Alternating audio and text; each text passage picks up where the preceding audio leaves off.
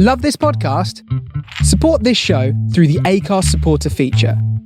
It's up to you how much you give, and there's no regular commitment. Just hit the link in the show description to support now. Explaining football to the friend who's just there for the nachos? Hard. Tailgating from home like a pro with snacks and drinks everyone will love? An easy win. And with Instacart helping deliver the snack time MVPs to your door, you're ready for the game in as fast as 30 minutes. So you never miss a play or lose your seat on the couch or have to go head-to-head for the last chicken wing. Shop Game Day Faves on Instacart and enjoy $0 delivery fees on your first 3 grocery orders. Offer valid for a limited time. Other fees and terms apply. My dad works in B2B marketing. He came by my school for career day and said he was a big ROAS man. Then he told everyone how much he loved calculating his return on ad spend. My friends still laugh at me to this day.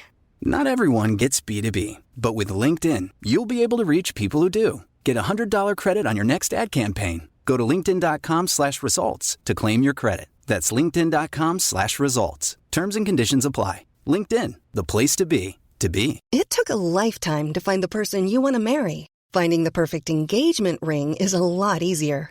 At BlueNile.com, you can find or design the ring you've always dreamed of with help from Blue Nile's jewelry experts who are on hand 24/7 to answer questions, and the ease and convenience of shopping online. For a limited time, get $50 off your purchase of $500 or more with code LISTEN at BlueNile.com. That's $50 off with code LISTEN at BlueNile.com.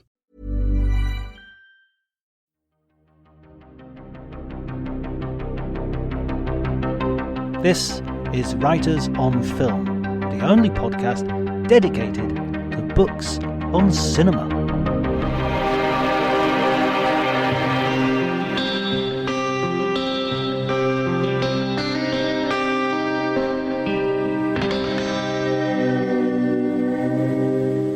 Hello everybody and welcome to Writers on Film. My name is John Bleasdale. I am a writer and film critic, and today it is my honour and pleasure to talk to Jeanine Basinger.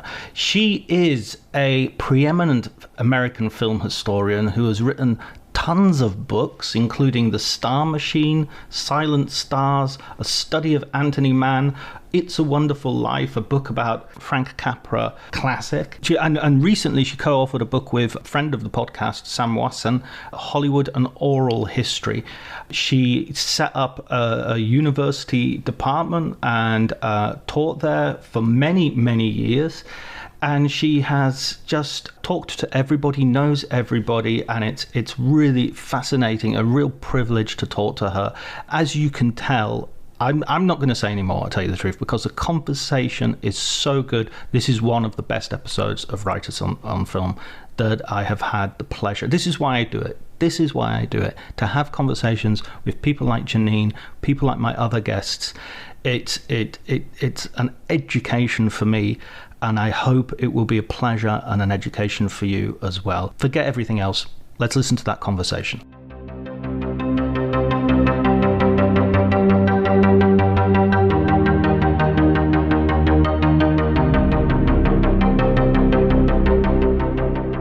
Thank you so much for doing this, Jeanine. My pleasure. Thank you for having me. Sam Wasson was very insistent. He said, you've got to get Jeanine on your podcast.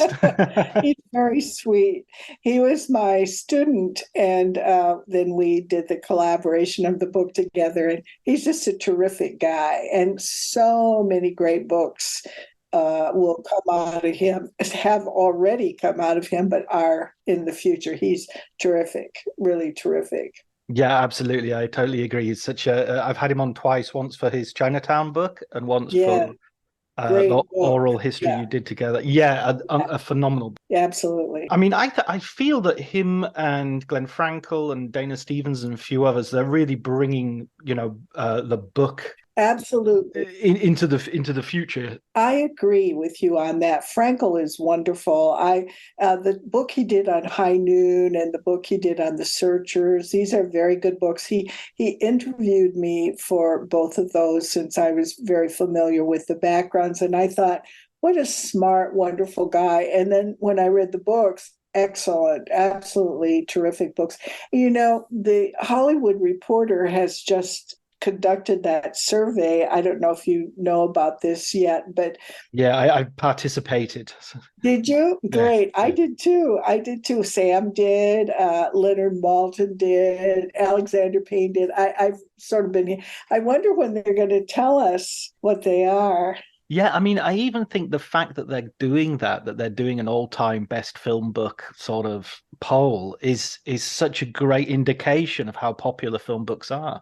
Absolutely, and elevating it all. To have a book like Chinatown, we just didn't have books like that for many years. It was mostly sort of gossipy biographies Mm. of stars or somewhat inaccurate, oversimplified histories, repeating erroneous cliches like the jazz singers, the first sound film, that kind of thing. Now I think it's getting serious and people are bringing a really exciting personal point of view. Primary documents are available, which they didn't used to be at all. And now people can examine, that. And most of the people now are dead, so you can't interview them. Tragic as that is, it does free you from the anecdotal history that is largely self-serving by people. So, we're going in a good direction here, I think. Yeah, and also sort of the respect that you have to sort of take everyone very, very carefully. And once, I'm not sure if it was Philip Roth or Norman Mailer who said, when a writer enters a family, they have to die. Yeah, it's a similar thing. What you have to get definitely. over other people's sensitivities to write the facts. Yes, and it's hard. I mean, it can be difficult.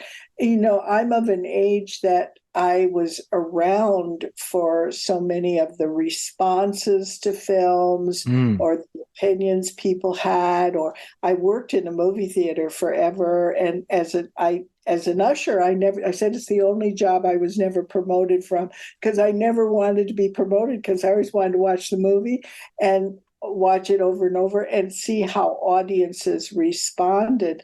And I learned so much from that process.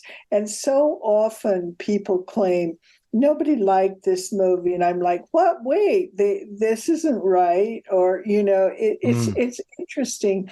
The older you get, the more dubious history seems to you because what you remember from your own life doesn't match what people are saying about an era you were alive in or defining it. For instance, I grew up in a small town in South Dakota in the 1950s, going to high school and college. The definition of the role of women and the attitude toward women that is given out generally for that era bears no relationship to my experience. And I'm Mm. thinking, well, did I grow up in the Twilight Zone? I mean, what's the deal here? Women worked. My mother worked full-time job. Women were necessary to the ongoing running of the community. And it's just odd, That's an aside probably, but No, I mean, I remember my mum working. I always wonder if it's a class thing as well, that people watch Mad Men and think, oh, the women are all have housewives. And he's going, well, if you're middle class, yes, but if you're working class, everyone works. There's no, even the kids work. You were needed for the family coffers.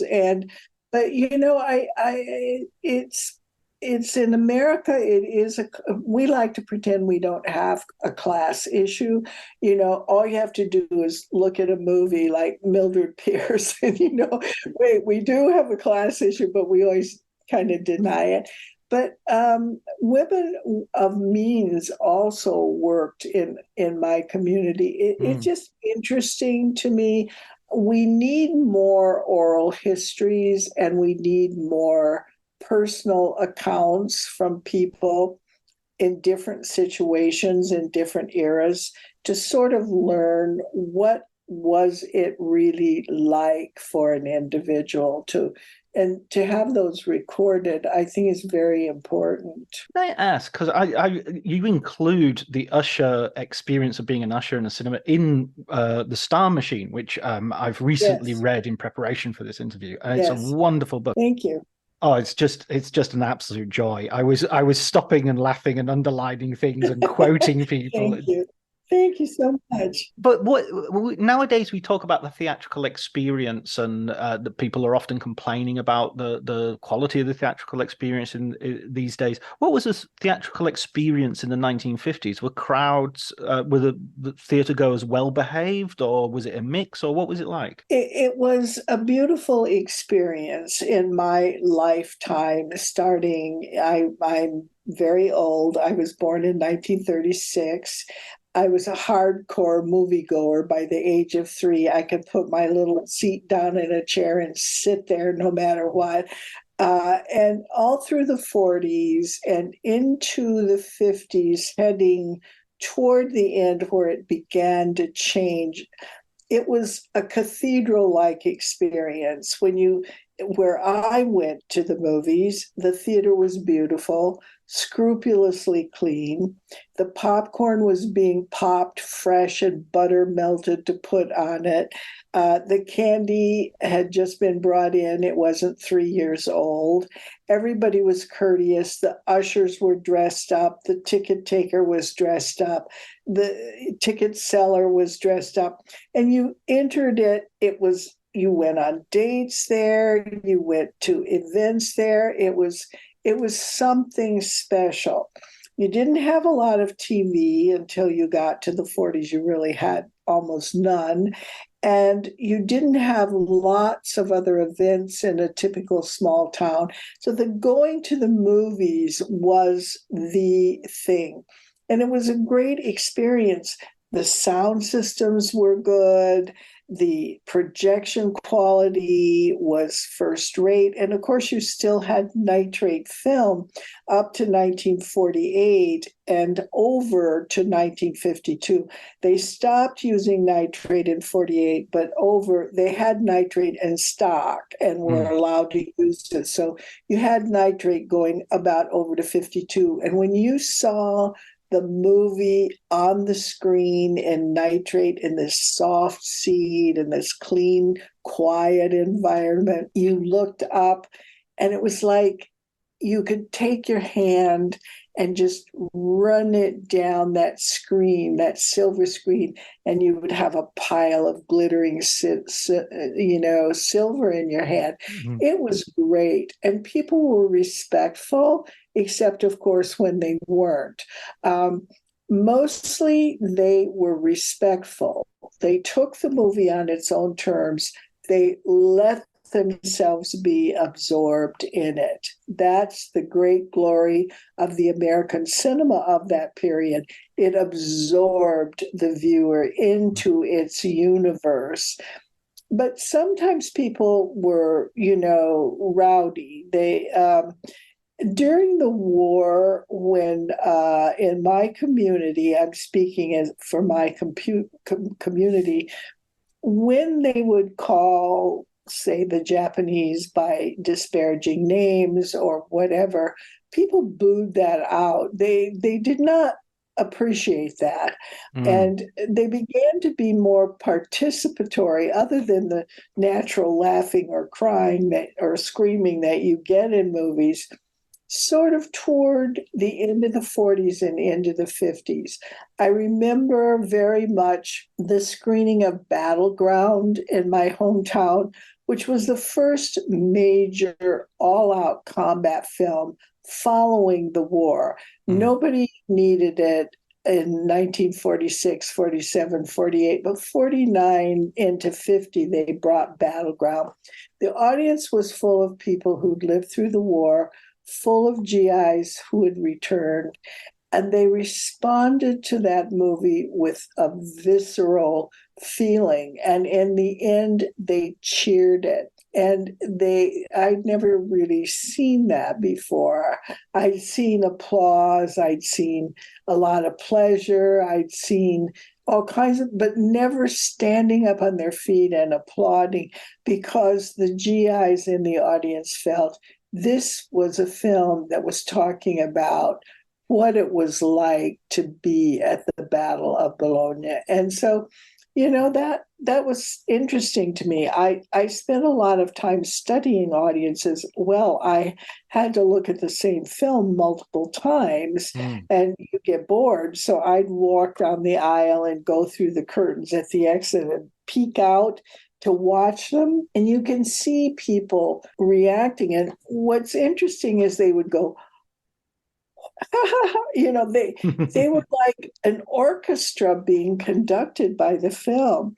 And that's where I first kind of learned that the director or the people, the group making the film had a goal in mind for the audience, that they were including the audience, directing the audience. And that was a big life-changing experience for me as I realized these things don't happen by accident. There's a plan, and the audience is seen by them as part of the thing they're creating. And that was very interesting. And the audience, as they're reacting to these films and participating in these films, they're also living with a different kind of film than what we have today, and a different kind of stardom. I mean, the Star Machine. I mean, we'll talk about other works as well, but the Star Machine is very much about that studio system of creating a certain type of star. Yes, the people talk Hollywood as if it has always been the same thing and will always be the same thing. The old Hollywood and the new Hollywood are really very different entities. And the old Hollywood was very star driven and built around stars and their personas they created for them, and the audience's love and attachment to a star. So they turned out a lot of star movies. And that was a genre unto itself, the star movie, the Clark Gable movie, the Jean Harlow movie. And they put out a lot of those, 3 or 4 of those a year, and it drew audiences. When you lose the studio system, when around 1960 it kind of collapses and stars have defected to their own individual contracts and people are fleeing the studios, and the studios have to divest themselves of their theater chains, and new appetites come in through the distributing of foreign films, a lot of them of a corporate business, more of a business. In the beginning, it was a producer business, but it evolved over to stars and then it changed. So it's constantly changing. And as it changes, the role of the audience changes. When I look at some of the movies today, I see an enormous difference between what I, as a child and a young film goer, experienced. It was, for me, it was to bring me in immersively, put me in it, make me forget everything. And it's dimensional. I can go in there and be a part and lose everything that's here in reality.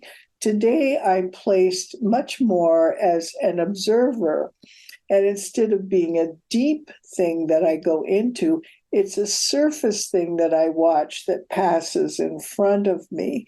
So the whole kind of system has changed, and television viewing has been a part of that because it is more observing, because you're eating, you're cooking dinner, the phone is ringing, so it passes in front of you, and you don't lose yourself in it.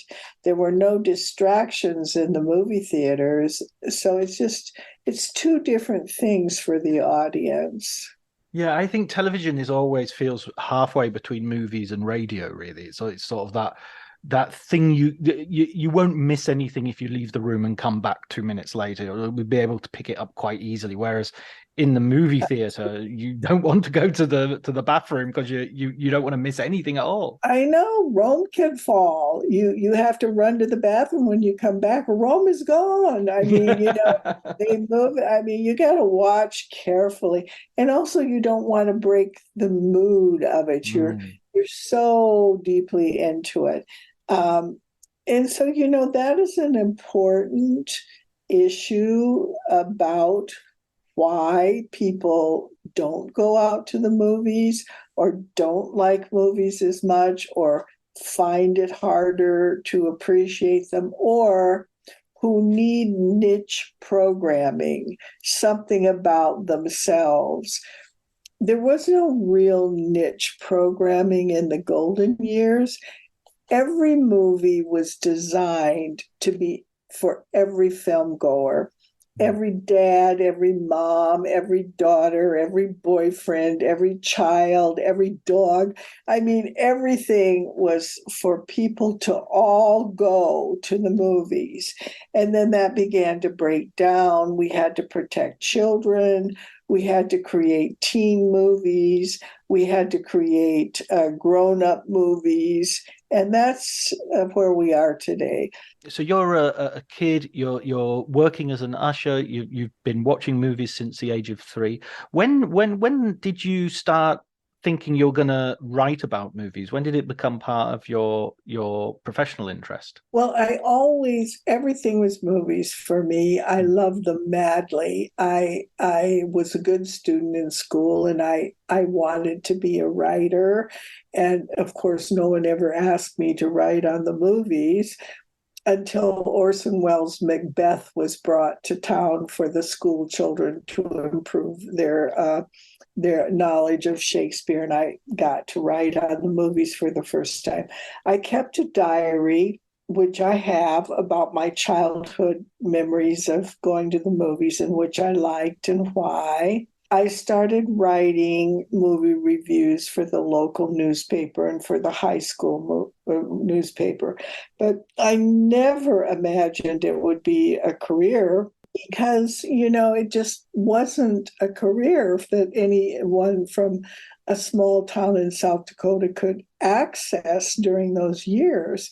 So in college, I majored in American literature and communication. Then I got a master's in that level because communication was the only field, and it was offered in major state universities by grant, to be taught as a field, to understand radio and all of the forms that brought information out into the hinterlands.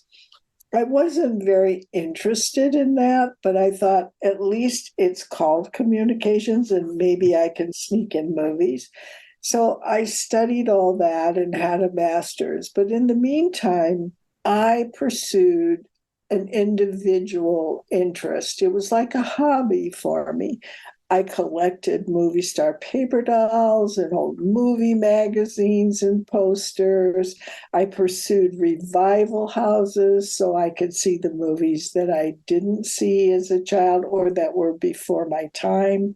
My oldest sister was very helpful in getting me to see, she was at the University of Chicago, to see old silent films. I started going to places like Eastman House and, to see old movies and learn about them. And I scoured old magazines. I began to form a self-education project, and then I would write my thoughts about them. But this was a sideline. It never occurred to me that I would be able to make a living writing about movies. It just wasn't in the cards in my early years. I did it as a hobby. Then I saw a book. My parents gave me for Christmas a book called The Movies by mainly Richard Griffith.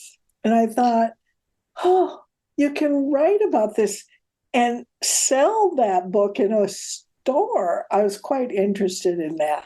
But still, I became a teacher, and I thought of myself as a teacher, but I was known for being someone who knew a lot about history because I'd read the files of the studios. I was in there on the ground floor. So someone, Ted Sinnott, just approached me and said, "Will you write a book for my pyramid series?" And I'm like, "Well, I don't know." And he said, "Well, I pay you." And I thought, pay? I actually get pay. So I did it. And then people started approaching me to write program notes, to write book reviews, to do all kinds of things. And so I just began with that. And I wrote altogether 13 books to now, 6 of which were written in collaboration, really, with the famous editor Bob Gottlieb of Knopf, which was a great pleasure, a divine man. And we traveled around and had fun together. It was great. And I did 2 academic books to get tenure and to get promotion. And then I just did what I wanted. And in the meantime, once you get that olive out of the bottle, that first olive, your first book, it rolls out. Everything comes rolling out. People come to you and ask you to do things. And I just started being, writing book reviews and articles and all kinds of things. I like to write. I love to write, but I never thought of myself as a writer. And I still don't, because I'm a teacher. My first primary job from which I made a living was as the Corwin Fuller Professor of Film Studies at Wesleyan University. And someone once challenged me in a public presentation about, well, why do you not call yourself a writer? And I'm like, well, I don't know. I just never thought of it, because other people do nothing but write on film and make a living from it. I had a big job that was building and creating a film major and structure and building a big building for it. And that took most of my time, and I just kind of wrote on the side. But truly, I'd been writing a long time. My local newspaper had me write a column called Teenage Topics. Never mind, I wasn't a teenager. I was 11, but my sisters were teenagers, so I could spy on them. But it included people's responses to movies. So I don't know if this is just me meandering, or if this answers your question or No, not. it certainly does. It sounds like the degree title communication it sort of takes all of that in, the teaching, the writing, and the history. The wish to communicate that history. I'm interested as well in the fact that you're looking at this from Dakota, and you're looking at this as a child, and then you start the teaching and the writing, and you get the opportunity to go and talk to some of these people as a historian and interview them. What was that? Well, what must that have felt like? So being able to go behind the curtain, and see the Wizard of Oz, so to speak. Wonderful. I never dreamed that I would be meeting Betty Grable, much less Van Ness Pugliese or somebody, as a child. My parents were very helpful with this, taking me things to places. And I would write letters. And I suppose there's something about getting a letter from a 9-year-old on a farm in South Dakota, dear Van Ness Pugliese, that gets his attention. But I tended to write to people behind the scenes, not the stars. I figured I was too lowly and young that a star would actually answer me, but I was interested in process. I wanted to know how the movies were made and who did what and why and how did that collaboration work. And those people didn't get interviewed very often, and they were eager to tell their stories. And so I began to get a lot of understanding, and they then would pass me over to the stars. And some people were enormously helpful. And one of them was Joan Crawford. And Mm. I like to give her a shout out because, you know, she's had to undergo such a bum thing through the Mommy Dearest. And I'm not speaking of her as a mother, but as a movie star, she cared very much about the business, about her career, about movies, which she called pictures. And she was so helpful in opening doors and explaining to me how things worked. And then once you become friends with a man like Frank Capra, very, very smart, very clear about things, explaining relationships and how things work. You know, when I look back on it, how lucky was I? And it was all such an accident of just kind of like a hobby. And I was very fortunate. And of course, because I had looked at so many films and studied them and seen them multiple times, I could ask questions that they were interested in answering. And then I just started writing. It's one of those things that sometimes someone is born, I will be a writer on film. And then Yeah. they do it. I was kind of like, I will be at every movie that comes to town. And that was kind of the range of my plan, except that I loved the thing so much that I started saving. And when I was working in the movie theater, I would learn to save the posters or, it's just, I don't know, it's just kind of like a happy accident, really. Yeah. I love the quote that you have when you interview Joan Crawford and you ask her about people being late. And she goes, "Well, I don't understand. What do you mean?" Well, what if someone is late to the set or somebody? It's like, it's never happened. Why would that happen? Why would someone be late? That never happens. And it's just such a beautiful Right. moment. It is. And of course, she was never late, and most people weren't. One of the things I always tried to get across to my students about the past and also about the future, if they're going into the business, you're not going to be late. You're not going to have excuses. You're not going to say, oh, I forgot to bring that prop. The business is tough, and it runs on money being spent, and it's got to function the way it needs to function. You have to be on time. You have to have done everything you were asked to do and more. And if they ask you to go do a laundry run for them, you got to do it. And I think that's hard for young people today. It seems I get complaints from professionals who about this all the time, that students aren't willing to start at the bottom. They aren't willing to do all the little things you have to do, and they don't respect the absolutely rigid hierarchy of work. They have fun making movies, but they don't cut corners. It just costs too much money. It just costs too much money. Yeah, you learn your lines, you hit your marks, you try not to bump into the furniture. You know? Absolutely correct.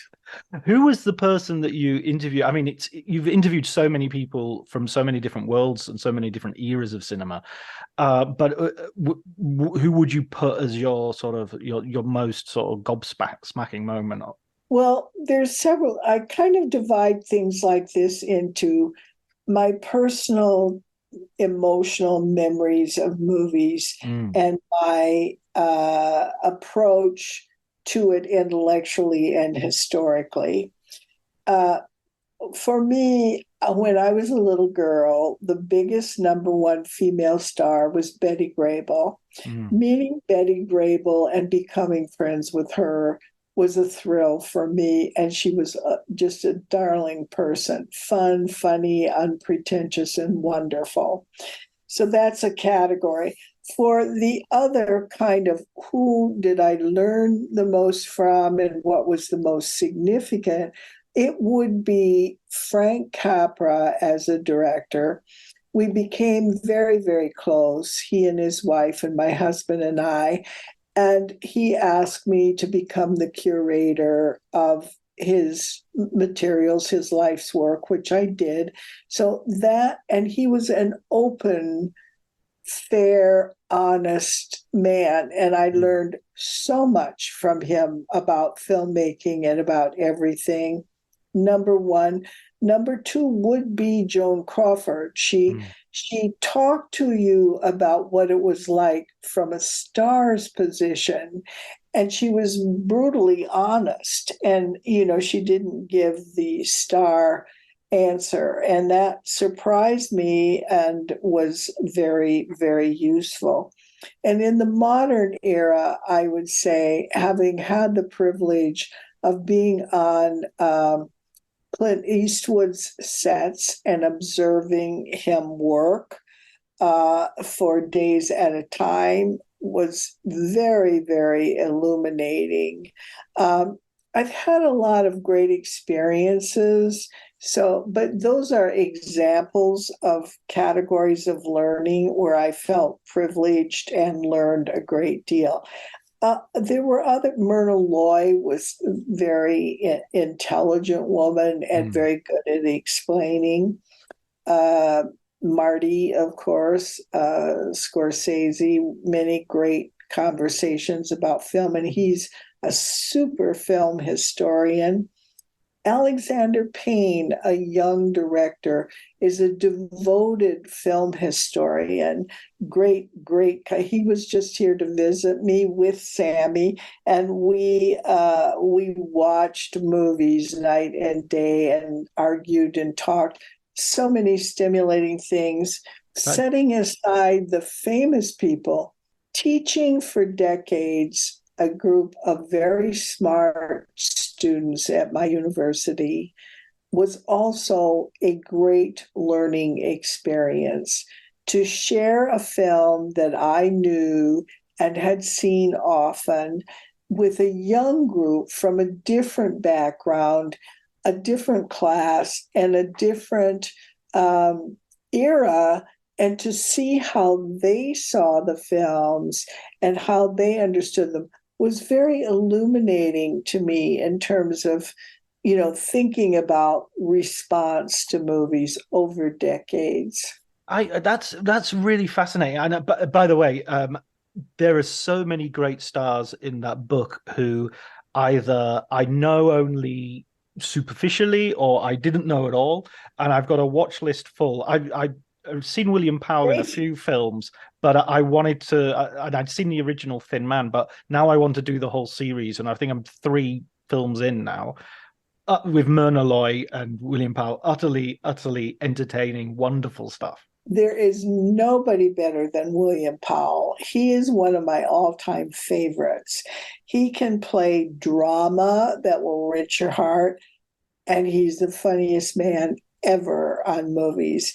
And the two of them, that chemistry between them is so perfect. There will be no disappointments really for you in viewing those movies. They're just fun. And I'm so glad to know that you're doing that. It just makes me so happy. Yeah, I mean, I love film history. I love these old films. I love the fact that they're increasingly available via, YouTube or via DVD reissues, physical media, or even some channels like Turner Classic Movies. Isn't that a piece of luck? Now, when I was a little girl and I saw film, I prayed to be able to see it twice, which was considered frivolous, wasteful. You went once and that was it, and then it left town and you were never to see it again. A few films were re-released, especially during the war when they had a shortage of nitrate footage and especially any color footage. And so they re-released to fill the huge demand that the American public had during the war for movies. So I saw a few old movies during that time frame, but I really felt if I had missed one, I was never going to see it. The greatest tragedy of my life was I was born in 1936 and 1939 was Gone with the Wind, and 1940 it concluded. And it was 4 hours long, and I was 4 years old, or 3 years old, and my family setting out in the car to drive. We lived back in the hills to a town that would show the movie, felt that I must stay home with my grandparents.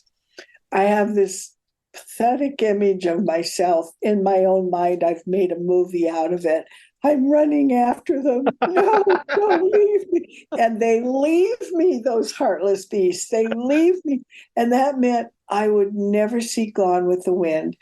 And I would pore over pictures of Gone with the Wind in books. And I would beg my sisters who were older, tell me about it, tell me about it.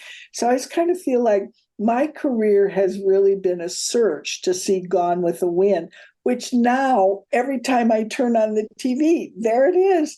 And of course, I finally saw it in a theater when it was re-released. But when something left town, it was gone. It was gone. Mm-hmm.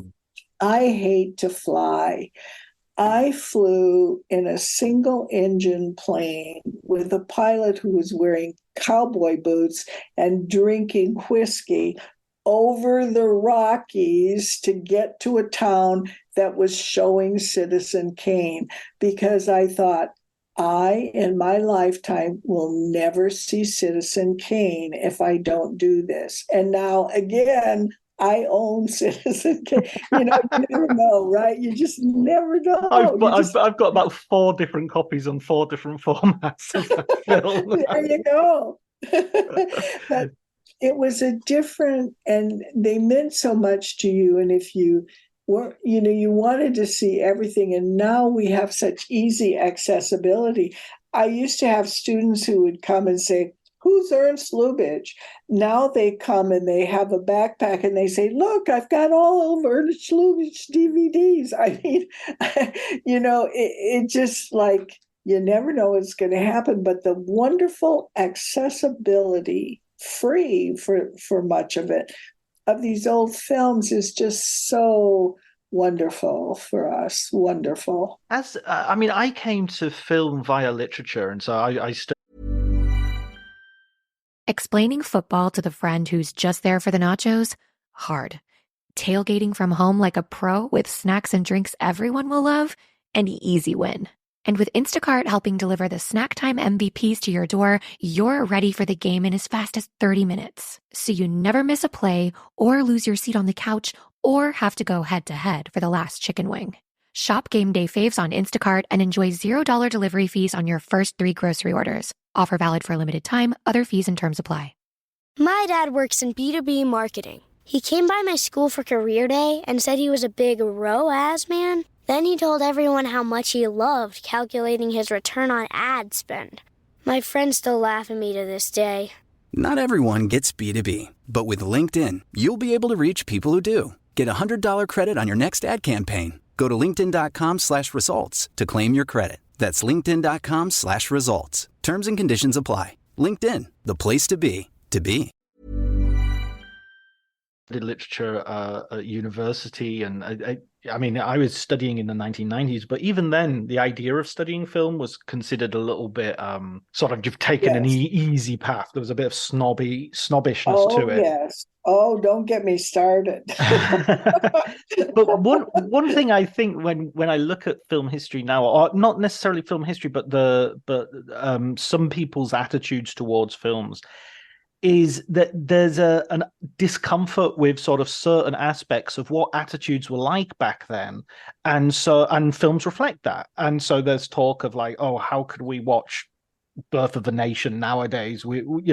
Considering what it is showing, considering what it's the politics and the ideology that involved.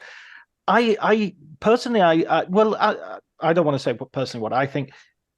I just wanted to hear what's your take because you can't, as a teacher, you must have to address this quite frequently. Yes, I'm retired now, of course, but yes, you had to become more sensitive to how people would be seeing things that you had seen and perhaps been aware of the problems, but it didn't overwhelm the film for you. Right. So we have to give trigger alerts. We have to talk about the insensitivity of attitudes toward race, toward diversity of any kind. I personally feel we cannot pretend that we weren't who we were. We cannot pretend that we don't have this history. Some people deny the Holocaust, and we need to look at the photos. We need to look at the documents. We need to look at the truth in order to know who we can be, how horrible we can be, or to remind ourselves there's unfairness, there's inequality, there's evil in the world. I think we need to look at the films as they were, not endorse them, but the attitudes, but learn that those attitudes were there. And film is one of our most dynamic and important teaching tools in this regard. It's one thing to read on a page in the book, it was bad and it was unfair, and that's powerful. But seeing photographed images of it in documentaries, or seeing it casually thrown on the floor as you walk past it in what was a movie for entertainment, has a more powerful and lasting effect. So I believe in showing things with proper introduction and like that. I'm sorry, the phone is ringing. Somebody will get it.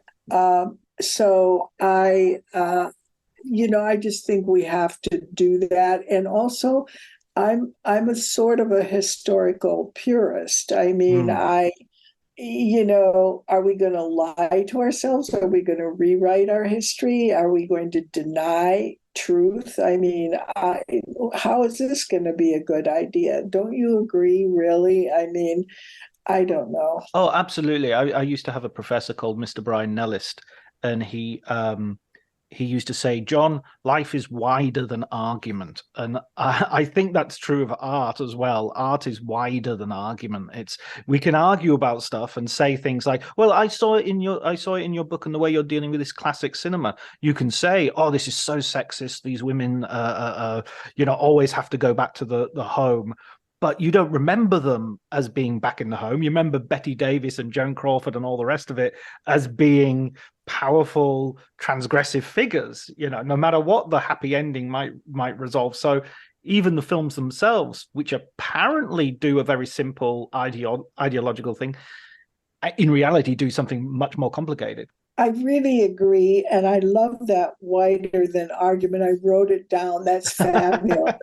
Great quote. And I'm glad you shared it. I wrote a book on the woman's film called A Woman's View. And what is important, what one realizes is these movies existed, the woman's film, to take the margin away, to take the marginalized woman and put her in the center of the universe, the center of the story. Everything happens because of her. And because the women can't, there's no story if she sits around the house baking pie, you have a wide history in America of women flying airplanes, editing magazines, performing high-level surgery, even being the president. I mean, and what you see is that if you're a little girl, as I was, and you go to those movies and you see women dominating and doing things and out in the world, that's your idea of what adult life is going to be. And those movies helped make the changes that we have today. I also feel that I've spent my whole life looking at movies, and I've seen 1,000. I got to tell you, most people teaching movies, writing about movies, have a very small list of movies they work from. And they're movies like Citizen Kane and The Searchers, wonderful movies, but that's what they work with. But, how about going out and seeing Mandalay with Kay Francis, directed by Michael Curtiz? You know what? You're going to learn a lot about the attitude of women in the movies. And so, they aren't they're selecting movies. They have a grid of what they think the movies are. They put the grid on the situation, pick the movies that fit their ideas and show those. They don't show movies like women repressed in old movies. They don't show movies where women aren't repressed or aren't oppressed or who are running the show and continue to run it all the way through the movie. We need a wider range of knowledge of what was actually out there. I saw movies as a child, a little girl, that inspired me to be independent and to follow what I wanted to do. These movies don't tell you not to get married. They just act like marriage is that thing you're going to do. And then what else are you going to do? There's a lot of knowledge. There's a lot of tiny sort of mouse-like looks at movie history that have become what we think it is. And I'm calling for a wider understanding. People like the big stars, the women, like Crawford, like Bette Davis, like Olivia de Havilland that I talked to, they have a very strong portrait of where they were restricted and where they weren't and how they handled it. And it's a kind of pioneering feminism that's very interesting. Yeah, absolutely. I mean, I remember, I love Casablanca, as I think it's a very controversial choice of mine, but I stick by it. It's a great movie. Good for you. Good for you. No, I'm joking. It's not controversial at all. It's the most middle-brow idea. Well, no, but it is in some circles because people say that old thing, I mean, they just do that. They want to be different and, beautiful movie representing the best of the studio system in every way. Absolutely. And I love Michael Curtiz and I love Mildred Pierce and all those other. And then I watched the Santa Fe Trail and I thought, oh no, this defeats my thesis of look at this amazingly inclusive, wonderful sort of director who's made this film of Casablanca with all these immigrants. And then Santa Fe Trail is like, oh, it's a horrible sort of revisionist, the Civil War was a bad thing because the blacks were being looked after as slaves. I mean, it's happening again in Florida now, I suppose, but but you have to sort of look at that as well. You can't just say it doesn't fit my thesis, so I'm not gonna. That's what Michael Curtiz was. Made a very good movie with a message which is not comfortable to me.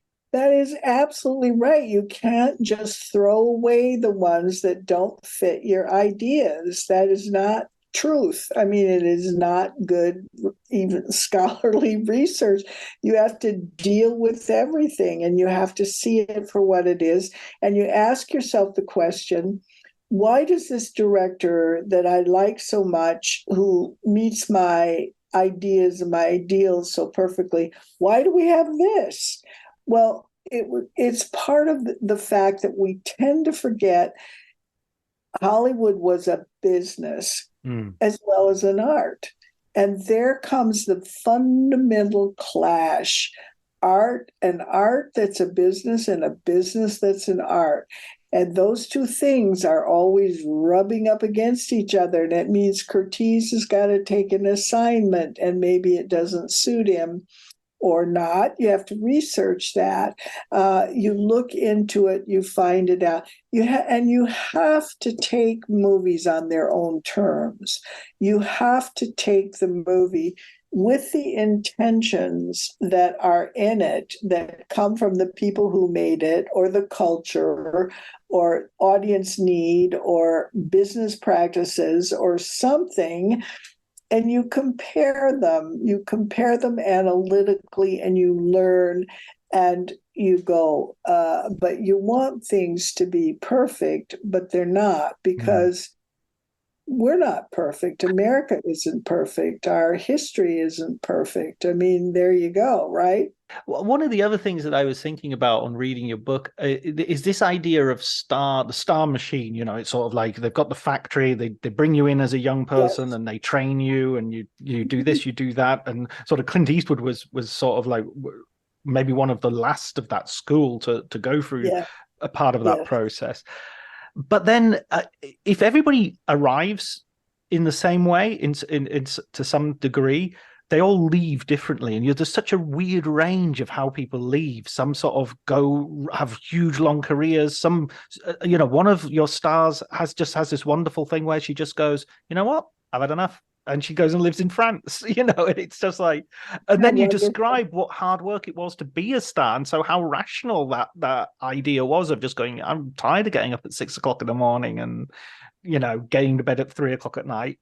Yeah, and being told what to wear, being told who you could marry, being told you can't have a child now, being told, I mean, it's tricky. And well, it's a human thing. Some people wanted to be stars and would die for it, like Betty Davis. Some people did not want to be stars, dutifully carried it out and found, wait, I don't want this, like Deanna Durbin that you referred to. Some crumbled under the pressures, like a Marilyn Monroe or a Judy Garland, although her problems predated even her becoming a star. But you have different stories, and people respond to the machine in different ways. And of course, the business made mistakes. They picked people they thought could be stars, and the public didn't take to them. Some took a long time to develop, and others a short time. But there was never any success without hard work, sacrifice of time with loved ones, willingness to become the person or the persona that the studio could sell, cooperating with a very ferocious and demanding business system. But these people lived better. If you think about women who came from families where there was no father, no financial security, someone like a Norma Shearer or Joan Crawford in the old days supported all their families. Mary Pickford did too. I mean, these were pioneer career women working, they were our first real entrepreneurial women. And to say that they didn't have any kind of control. They had the control they could exert, and they learned how to do that. And, they pioneered that, which was good. Like Clint, he got a report card from Universal. I have his report cards. And, they were in school, they were being taught, and what can he do? What can he not do? Is he cooperative? Is he not cooperative? Does he have potential? What can he do that we don't think he could do? In Clint's case, it was sing and do music. And the conclusion on Clint's post on his card was, he's a very nice boy. I always like that. He's a very nice boy. But they saw people and they tried to turn them into stars, and they had a plan of what that meant. But, when you think of what a crapshoot that would be, accidents had to happen. The public had to pick up on them in a role. Oh, I don't like Jean Harlow as the wealthy girl. I like Jean Harlow as the tramp. The business didn't know at first because she was actually from a fairly well-to-do family and had been educated, and she was beautiful.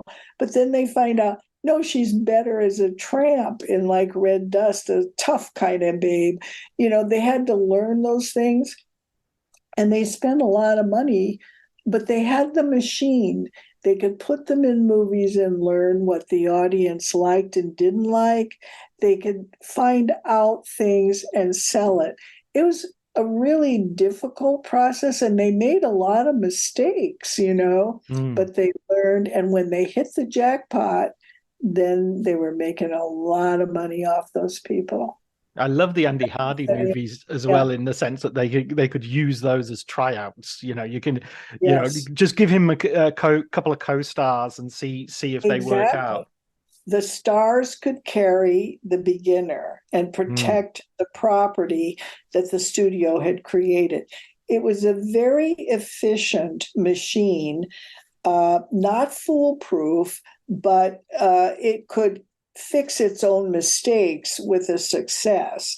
And they had enough people moving around in the whole deal that they could try it, and it was an experiment. No one ever realizes how experimental Hollywood is.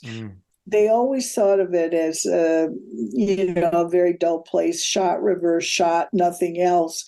But you go back and look at all those films in the 30s, you can find 360-degree pans, you can find superimpositions, you can find elaborate structures of flashback. Citizen Kane wasn't the first movie to have multiple overlapping flashbacks. It had been done earlier. I mean, you just find, when you really look into Hollywood's history, you find a very different story from what most people think. And one of the things that Sam and I found in reading all those oral histories, which, by the way, were awesome, I said to Sam, there's 3 words that emerge here from these people. They bitch or whatever, but they had fun. They felt they were a family inside the studio, and they were flexible with each other about disagreements. Fun, family, flexibility are not 3 words that most people associate with Hollywood. Yeah, there's almost like a cynicism. I mean, Andrew Dominik, Yes. who's a filmmaker I admire from his earlier films, his Blonde is kind of like, unless you look at it as a horror movie or a fever dream, it feels like a complete, or even say Babylon, the Damien Chazelle recent film. There seems to be this tendency to treat Hollywood as if, we're discovering Hollywood Babylon all over again, years after Kenneth Anger wrote the book. Yeah, we're discovering someone who wasn't really there much. His fantasy version of what he thought Hollywood was all over again. Sam and I talked about this a lot when we were doing our book. The Hollywood as a trash pit, Hollywood as a sin capital, Hollywood as this ugly, venal place. Nobody's thinking that there weren't elements there that you might feel question about, but let me come and ask me about where I grew up, ask me about my high school, ask me about my, you have things any place where there are human beings. But Hollywood had glamour, it had money, it had beauty. It created desire and in people. And when you have that element, there's always some people who want to tear it down or make it or wallow in what is conceived to be its badness. Hollywood was a community of people who bought groceries, voted, got married, God knows multiple times often, and went home at night. Look, in the days of the studio system, stars worked 6 days a week. They only had Sunday off. They had to report to work by 6 a.m. They seldom got home before 9. And they had to study for the next. I mean, these were hardworking people who didn't have a lot of time to fool around, which doesn't mean that some of them did fool around. But, the hatred of Hollywood, or the desire to make Hollywood ugly. Hollywood is one of America's best things, I mean, it's a heck of a lot more decent than Congress. But nobody wants to know about that. But the thing is that I like people. One of the people, what we noticed over and over in reading the oral histories was that the older people who had been working in Hollywood all along were beginning to say, the books were starting to get written in the 60s, and they were saying, wait a minute, these people weren't there. I never heard of this guy. He's never even been in Hollywood. Who are these people who are doing this? And where does it come from? I don't know. Babylon, to me, forgive me, anybody who loved it or the people who made it. I know how hard it is to make a film. I respect that. But that was like a joke. Yeah, I there was one good scene in it, and it was Brad Pitt talking to the gossip columnist, and it was just two people in a room, and it was the only bit that was like felt honest and felt real. The rest of it just felt like shambolic spectacle to me. Do we need that? I don't know. Anyway, excuse me. No, absolutely. But final question, because I know I'm coming to the end of my time here, but I also think that there's much more continuity than, of course, the business machine, the way studios work has changed. Now we're in the middle of a strike, but then again, we had strikes at the beginning, and we had strikes that created the Oscars come from a strike. Right. And even that feeling of the star machine, I still feel if I look at someone like Tom Hanks or Robin Williams, you can see how their career sort of sputtered into beginning, and then suddenly they're at the top, and then they're at the top for 5 or 6 years, and then they're sort of consigned to another sort of category, and they don't go down, but they do a bit. How do you feel today's? Because there is this argument that stars no longer exist. It's the franchise which sells the movie rather than it's James Bond people are going to see, not Daniel Craig, or it's Iron Man they're going to see, not Robert Downey Jr. Do you think stars still exist? I mean, I've got my own opinion, but I want to hear yours. Yeah, we're partly going to see Tom Cruise, in Top Gun. We don't need that franchise back zillion years later, and it's only the second film. But I do think stars exist, but I think they're not being, they don't get the opportunity to shape a persona over time that could then be sold for decades. They're going to last a shorter amount of time because there's so much for people to choose from today.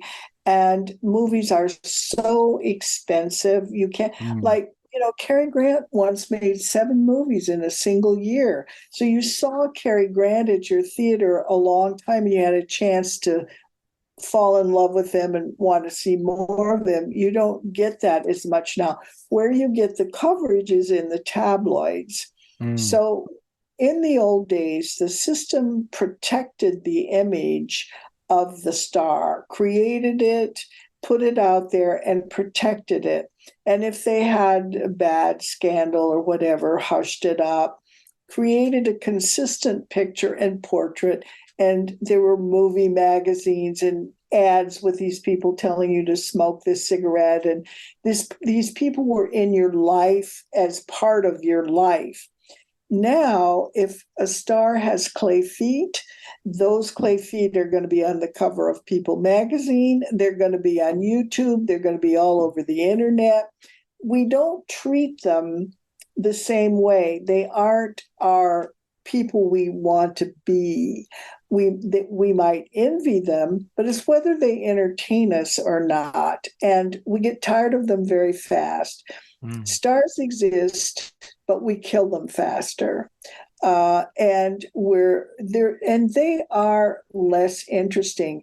Perhaps this is a function of my age, but don't all the women often look alike? And there was a period of time where they were all named Meg, and I just get, and they're Amy's and Ellen's, and I just get all confused.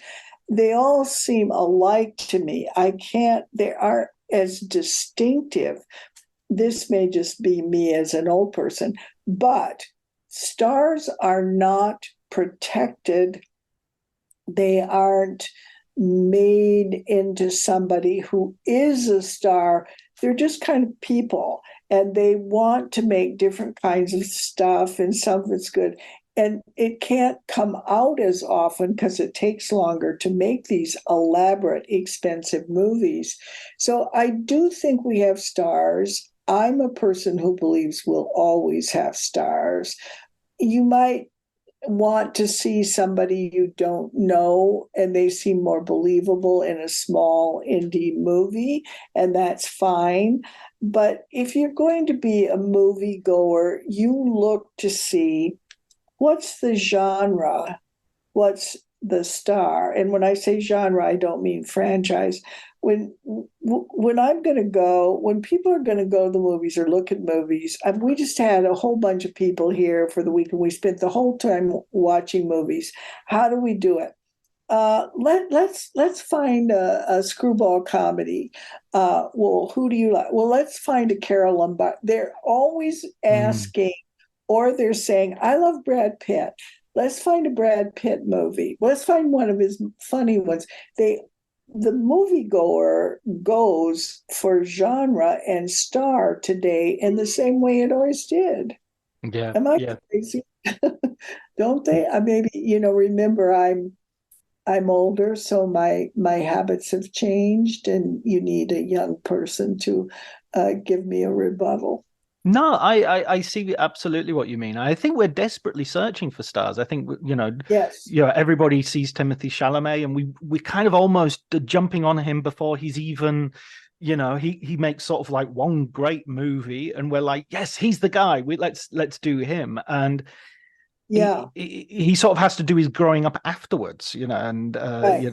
And he may not have the star power that we thought because we saw him in one movie. The great thing about the old days was when we saw him and what we thought he meant, he could then be put in vehicle after vehicle after vehicle designed for him to develop that idea, to create that bond with us as that character.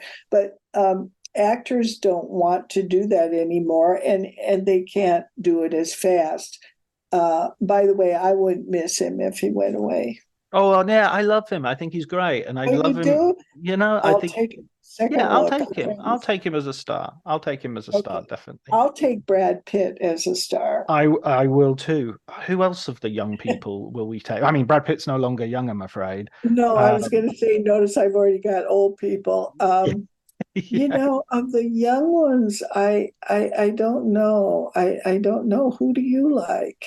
Who would be? I mean, again, Amy Adams, but she's well, Jennifer Lawrence, but again, she's sort of definitely, yeah, she's But getting Jennifer old. Lawrence is definitely, someone I want to see more of. I completely agree. I would go to see her play Anne of Green Gables. I mean, she is a star and a very good actress. Yeah.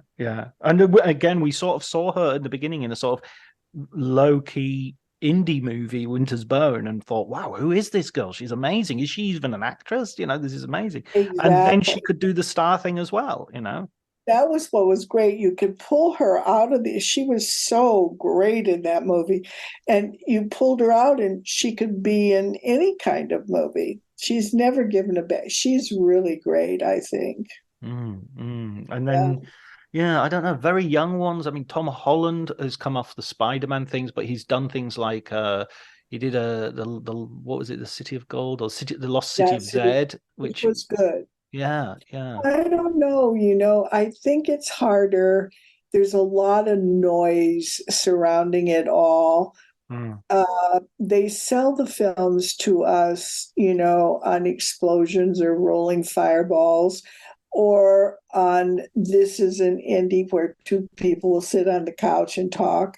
I mean, and you have Coda, which was a wonderful movie, and then are we going to see those people again? It's different now and harder to explain and define because it's not a single organized business hierarchy the way mm, it once was. mm. And someone can have a giant success and just not get another role and they just kind of disappear, or they find they don't like the business, or they go off into television, which is a different system. I don't know. It's harder. It's harder today. I think Florence Pugh is probably the youngest person I know who the films I anything that comes out I want to see her in. Yeah, very um good. Adam Driver And as well. Tilda Swinton's daughter, Mm, who was in those, she's very interesting. But mm. look, we're scraping around here. Yeah. We could sit for the old stars, each of us start talking, and we could name 20 male stars and then 20 female stars who are interesting. It's a different, that the older days were developing stars as a major business plan, Mm, mm, knowing that this ensured audience loyalty, audience interest and excitement, and box office coins being put down. And that was what they did. And they created vehicles to accommodate the persona that we believed in about those people. And that's a different kind of business from what we have today. Today is more about individual directors or writers or stars creating movies that are more personal projects. mm. We still have the big, films, but there's so we're not into a system of developing the star. If the star gets accidentally developed, and goes forward, then they follow and use it because the star can decide also whether to do the film or not and can form his or her own company to make projects for himself or herself. And in the old days, that was not the case. I was just It's, thinking actually about Barbie and Oppenheimer, Barbie Heimer, yeah, and Barbenheimer, in a way that's to exactly those things you're talking about, where Margot Robbie has her own company as a co-producer on that, right? or just a producer, I think, on that. Whereas in Oppenheimer, Cillian Murphy has been kind of like a group player, troupe, part of Nolan's Yes, all the way through his career, and he's been given a big lead in a way that he wouldn't necessarily, it's because Nolan knows him, trusts him. He's the guy he's seen him on set. He knows he wants him. So the star maker is really Nolan in that case, whereas Margot Robbie, the star maker, she is kind of herself because she's making she's right. making the movie. It's a perfect analogy. I mean, it's a perfect explanation. That's exactly right. And the Oppenheimer star has been a non-star on our screens for a long time. Mm, He steps up it's just, yeah, definitely. Yeah. Roby would have been a star, and it could have been a star in any era, I Yeah, think. yeah, absolutely. She's like She's Nicole a Kidman. star. She's got Yeah, that glamour. Uh, absolutely. Listen, Jeanine, a wonderful. I could talk to you for hours. It's a Me too. real pleasure. I've got one final question, which I ask everybody, which is a recommended film book. A recommended film book. Well, you've already read Sam's book on Chinatown, which Yeah. I would recommend. Um, but have you read his book on Breakfast at Tiffany's? No, I haven't. I think it's called 5:10 a.m. in the morning. It's a really good, smart book. And if you like Chinatown, you would love that. So, of course, I'm recommending my friend's book, My Darling Sam. And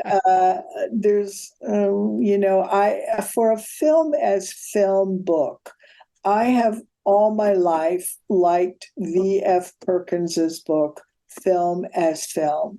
It's a very smart book, and I like it a lot. Um, and I don't know if you ever read Bud Schulberg's autobiography. I forget the name of it. It's on that list that we received when we voted. That was a real insight into growing up in the Hollywood, the old Hollywood, and what it was really like to be a person working and live, in a family, his father being BP Schulberg, of course. That is a book that gives you insights that you don't get. But Sam's book first. Read Sam's book. I think you will like it a lot. Yeah. Oh, absolutely. Have That's you definitely got a on. recommendation for me? Oh, have I? Oh, well, Yeah, you'll have read them all, surely. Um, have you read City of Nets, the Otto Friedrich I book? have. Yes, I See, have. I told you it's useless. I'll just oh, there's a Jason Isralovitz has written a really good book on The Wrong Man, Alfred Hitchcock Oh, I have film. not read that. Yeah, and I teach that. I'm writing it down. You see right here. I would be very interested. It's called Nothing to Fear, Alfred Hitchcock and the Wrong Men. And it's kind of using the history of the true story, a little bit like Glenn Frankel's approach, Yes, and using it to talk about what is kind of one of the least Hitchcockian Hitchcock movies. exactly. And a very interesting movie Mm, starring a sort of non-Hitchcockian actor, Henry mm. Fonda. I teach that film actually in my Hitchcock course because it is different and it makes students really think because of that. So I'll definitely read that. That's a great thing. The City of Nets book was not for, I mean, it's a book that people love and I respect it, but I had heard all those anecdotes and all those kinds of stories before. I've been around a long time and I interviewed a lot of people, and it wasn't as interesting to me or as fresh because I had heard, I respect it, and I think if people haven't read it, they would enjoy it. But for me personally, it wasn't one of the greatest books that I Mm. read. I like Molly Haskell's book on the woman's film From Reverence to Rape. It's an elegantly written, very intelligent book, also. She's going to be on the podcast in, I think, 2 weeks. Oh, give her my regards. Uh, I'm a friend of hers, but also a great admirer of her. She's a really intelligent, elegant woman. Very good. You'll have a wonderful interview with her. Excellent, excellent. As I have had with you, Jeanine, I've absolutely Thank you. awestruck, and I hope we can have a conversation sometime in the future. Anytime, especially now that I can work this thing. You call me anytime, okay? Thank you so much, Jeanine. It's my pleasure. It was a lot of fun. Thank you so much for having me.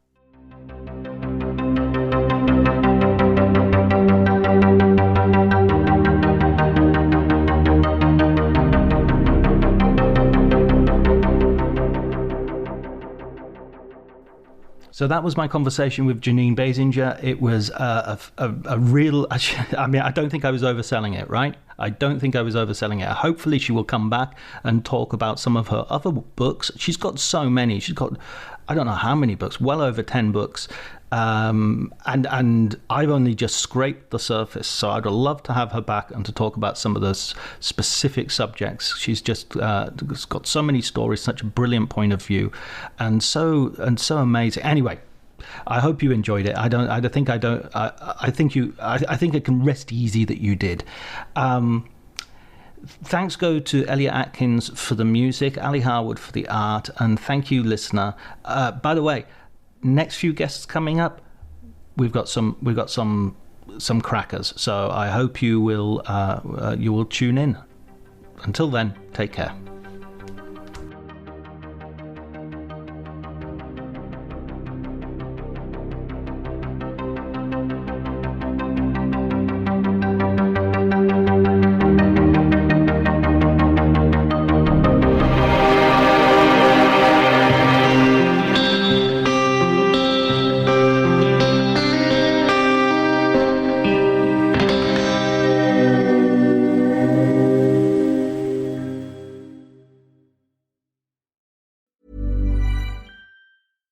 Cue the fireplace and your favorite fall movie. There's nothing better than a cozy evening at home with a glass of First Leaf wine. First Leaf is a personalized wine club that delivers right to your door. Sounds magical, right? They get to know your favorite tasting notes, which varietals you enjoy, and whether you prefer sweet or dry wines. So in every shipment, you get bottles tailored to your unique palate. Go to tryfirstleaf.com/fall to get your first 6 wines for just $44.95 with free shipping. This episode is brought to you by Progressive Insurance. Fiscally responsible, financial geniuses, monetary magicians. These are things people say about drivers who switch their car insurance to Progressive and save hundreds. Visit Progressive.com to see if you could save. Progressive Casualty Insurance Company and Affiliates. Potential savings will vary, not available in all states or situations. My dad works in B2B marketing. He came by my school for career day and said he was a big ROAS man. Then he told everyone how much he loved calculating his return on ad spend. My friends still laugh at me to this day. Not everyone gets B2B, but with LinkedIn, you'll be able to reach people who do. Get a $100 credit on your next ad campaign. Go to linkedin.com/results to claim your credit. That's linkedin.com/results. Terms and conditions apply. LinkedIn, the place to be, to be.